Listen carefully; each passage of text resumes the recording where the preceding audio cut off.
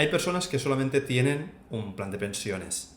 Hay otras que tienen igual 10 viviendas, las tienen alquiladas y pueden vivir gracias a las rentas que van obteniendo. Otras igual tienen 1 millón de euros ahorrados en diferentes fondos de inversiones, acciones, etc. Y viven gracias a ir vendiendo parte de este patrimonio o bien por los dividendos que van generando. Y en mi caso se puede decir que tengo un poco de cada. ¿Y esto por qué? Pues básicamente porque tengo distintos objetivos y distintos horizontes temporales que contemplo de cara a invertir. Por esto hoy te quiero enseñar cuáles son estas 5 grandes tipologías de inversiones que tengo, qué plazo de inversión tiene cada una de ellas, qué propósitos, de qué manera estoy invirtiendo. Y si te quedas hasta el final del vídeo vas a poder ver cifras más concretas, cuánto hay invertido en cada uno de estos bloques, cuál es la proporción de cartera y cuál sería el objetivo que tendría.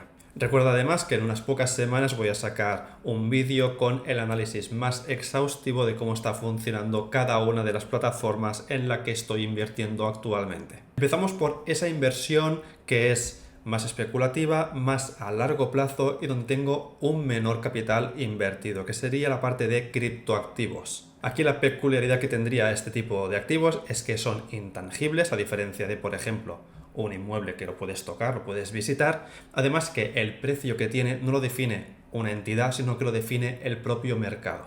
Hay muchísimos tipos de criptoactivos. Los más conocidos serán, seguramente los conocerás, las criptomonedas. Podríamos tener aquí, por ejemplo, Bitcoin.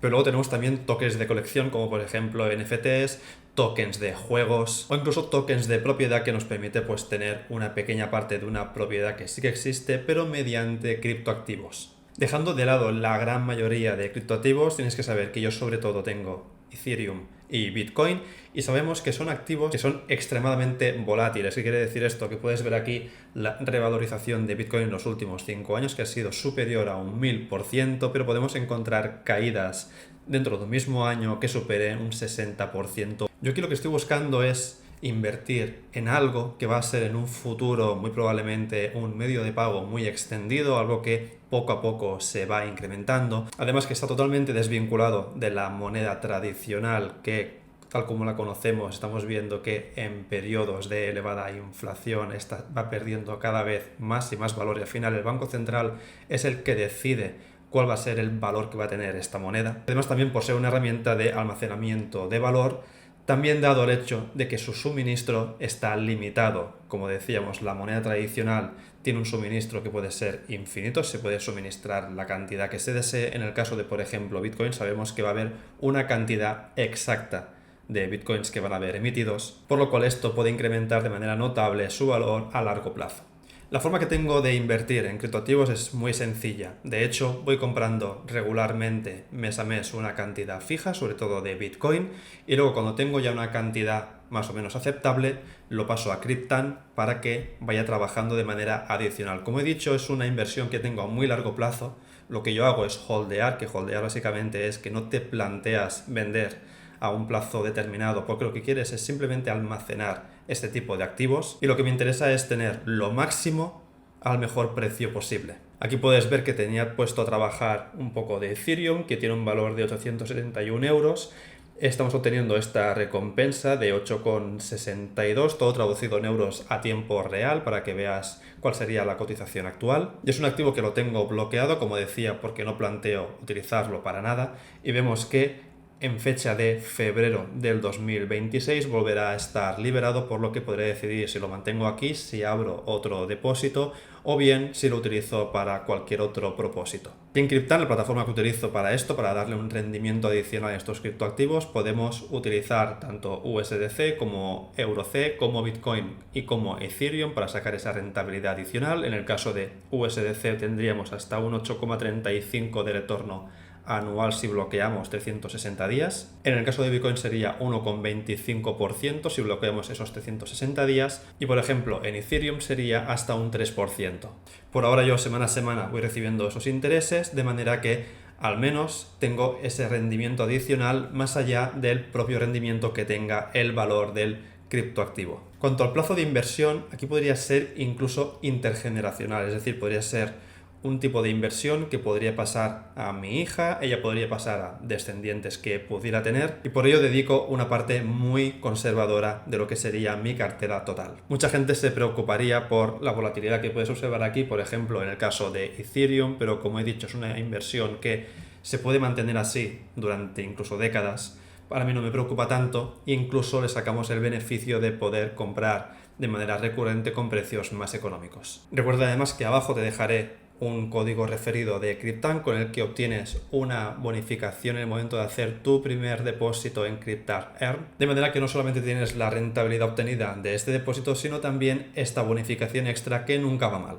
La siguiente tipología de inversión, también a bastante largo plazo, sería todo lo que invierto en fondos de inversión, más específicamente fondos indexados, también ETFs que tengo de, por ejemplo, oro o Nasdaq, y también plan de pensiones, cuya gran diferencia básicamente es una diferencia fiscal porque acabamos invirtiendo más o menos en los mismos fondos que tendría en mi cartera indexada. Aquí lo que buscamos es revalorización también, es decir, que compramos a cierto precio medio y lo que buscamos es a largo plazo obtener una plusvalía, es decir, que podamos vender en algún momento a un precio superior. Puedes ver aquí la gráfica que tengo en Indexa y puedes observar cómo va oscilando esta plusvalía en porcentaje, y en este caso sabemos que a corto plazo la probabilidad de perder dinero es bastante alta, sobre todo si lo comparamos a un plazo de 5, 10 o incluso 15 años desde que contamos esa aportación. Además, si vamos invirtiendo de manera regular, yo por ejemplo invierto mes a mes, estamos intentando evitar comprar siempre en picos o en máximos históricos, de manera que consigamos un precio medio bastante más eficiente. Esta sería en mi caso la inversión estrella, una de las más importantes. Para mí sería como una hucha a largo plazo, plazo de más de 10 años desde que contamos las aportaciones que he ido haciendo, y con ello busco esa tranquilidad financiera en un futuro, el hecho de decir, oye, pues si me hace falta algo de dinero, sabemos que tenemos esos fondos y podemos coger una cantidad que nos pueda ayudar, podemos complementar un trabajo que hagamos a tiempo parcial o bien una pensión. Para entender cómo invierto te lo puedo enseñar con este gráfico. Si ves la línea negra, puedes ver estos son las aportaciones, y yo voy haciendo aportaciones periódicas mes a mes sin tener en cuenta si es el mejor o el peor momento del mercado, porque realmente no lo sabemos. De manera que evito hacer lo que se llama el market timing, es decir, intentar predecir cuál es el mejor momento, aunque sí que es verdad que si hay caídas más significativas en el mercado y tenemos algo de liquidez, sí que puedo aprovechar para procurar comprar una cantidad un poco más elevada aprovechando esas rebajas que nos ofrece el mercado. Respecto al peso en cartera, podemos decir que si juntamos todo lo que serían fondos de inversión, es la inversión sin duda que tiene un peso más elevado. La siguiente gran tipología de inversión es todo lo que tengo en plataformas de crowdlending. Aquí digo plataformas porque intento diversificar entre 3-4 plataformas distintas, porque tenemos temas de regulación que hay que conocer, distintos riesgos, y lo que busco es una gran diversificación. Las plataformas te permiten invertir básicamente en préstamos. Hay un originador de préstamos, que es una empresa, que lo que hace es financiar a personas, empresas, instituciones, y para conseguir ese dinero que va a prestar requiere pues unos inversores, que puede ser tú o puedo ser yo. Prestamos ese dinero y a cambio recibimos unos intereses. Los intereses que vamos a recibir sobre todo van a depender del nivel de riesgo, el país donde se esté invirtiendo, la tipología del préstamo, etc. Una diferencia que tiene esto respecto a los fondos de inversión, por ejemplo, es que aquí sí que podemos ir obteniendo unos ingresos recurrentes, ingresos que luego podemos decidir si los seguimos reinvirtiendo en la misma cartera que podamos tener montada, o bien si lo queremos sacar de la plataforma para usar para cualquier propósito, o bien para reinvertir en algo totalmente distinto. El hecho de estar invirtiendo poco tiempo no aumenta las probabilidades de podemos perder dinero o no por el tema de la plusvalía que veíamos en los fondos. Aquí no depende tanto del horizonte temporal, pero sí de la fiabilidad que tenga la plataforma y de los préstamos que estén dentro. Aquí la manera de invertir es distinto a lo que veíamos en el tema de los fondos de inversión, donde ya decía que mes a mes pongo una cantidad determinada y luego si hago una caída significativa intento aportar algo más. Aquí lo que hago es aportaciones de forma puntual cuando tengo pues una liquidez que digo, pues no lo voy a poner en fondos de inversión, o por ejemplo he tenido un mes con buenos ingresos por mi trabajo por cuenta ajena o como autónomo, y lo que procuro es no exceder los 10.000 euros por plataforma. En este caso, el horizonte temporal que tendría este tipo de inversión es a mucho más corto plazo. Estaremos hablando de plazos de 1, 2, 3 años y luego ir decidiendo qué hacemos con esa rentabilidad que vamos obteniendo. En el caso de excedernos de esas cantidades que decía, de esos 10.000 euros, pues ya buscaríamos otras oportunidades u otras plataformas. Luego ya como cuarta tipología de inversión tendríamos todo lo que sería crowdfunding, sobre todo crowdfunding inmobiliario. Aquí estamos invirtiendo en proyectos específicos del sector inmobiliario. La mayoría de proyectos en los que invierto estarían ubicados en España. Aquí estaríamos hablando de que invertimos en proyectos que igual tienen una duración de 12 meses, 18 meses, con lo cual cuando termina este proyecto tenemos de vuelta el capital que hemos invertido, además de los intereses, teniendo en cuenta los posibles riesgos que pueda haber en cada uno de estos proyectos. Aquí uno de los objetivos era poder invertir en el sector inmobiliario, pero en lugar de hacerlo comprando 3, 4 viviendas, hacerlo de una manera mucho más diversificada, ya que podemos invertir en distintos proyectos con cantidades que vayan a partir de 250 euros, 500 euros, con lo que aumentamos muchísimo la diversificación, además que no tenemos que gestionar nada. En este caso también las inversiones las hago con excesos de liquidez que pueda tener en momentos determinados, que no lo quiera poner en fondos de inversión y además teniendo en cuenta la proporción máxima que quiero tener en este tipo de plataformas.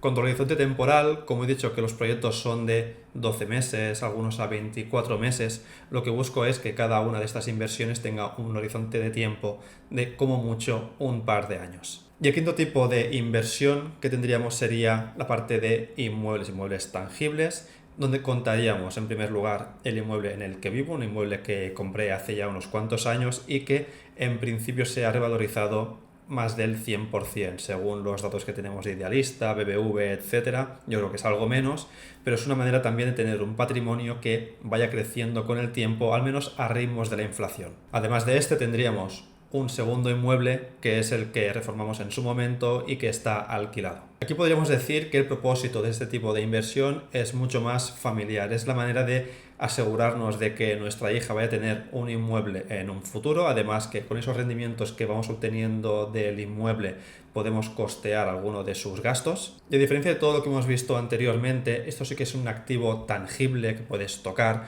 con sus ventajas y desventajas, pero por ejemplo, si hay un gran apagón como el que hemos tenido, es un sitio que, oye, tú puedes recurrir, tú puedes tocarlo, puedes visitarlo, a diferencia de los fondos de inversión que dices, oye, si me va la luz, ¿qué pasa con esos fondos o qué pasa con Bitcoin? La manera de invertir, obviamente no compro un inmueble cada mes.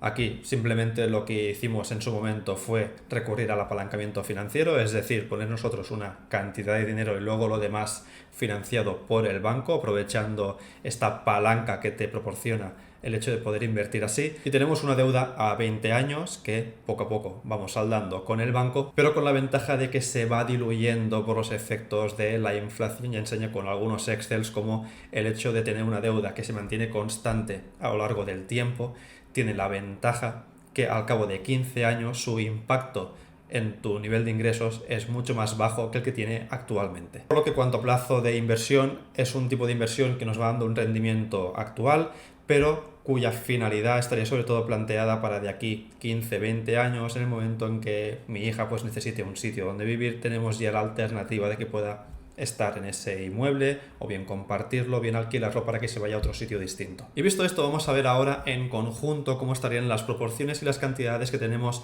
invertidas en cada uno de estos tipos de inversiones. Pero antes que nada, si te gusta este tipo de contenido, te pediría que te suscribas para no perderte nada de nada y que le des un like para hacer llegar el vídeo a más personas que puedan estar interesadas en algún tipo de inversión como las que he explicado hoy. Empezamos mirando el valor total que tendría la cartera sin contar los inmuebles, estaríamos hablando de unos 167.000 euros. Si contamos el inmueble que está alquilado sería unos 282.000 euros y aquí faltaría incluir el sitio donde estoy viviendo, pero como no lo considero una inversión que esté sacando un rendimiento económico, no lo pongo dentro de lo que sería el Excel de todas las inversiones. Si miramos en proporción, puedes observar cómo el tema de los inmuebles ocuparía actualmente un 41%, lo cual es una cantidad bastante elevada, Y si miramos en el tema de indexación, estaríamos viendo que sería un 36%.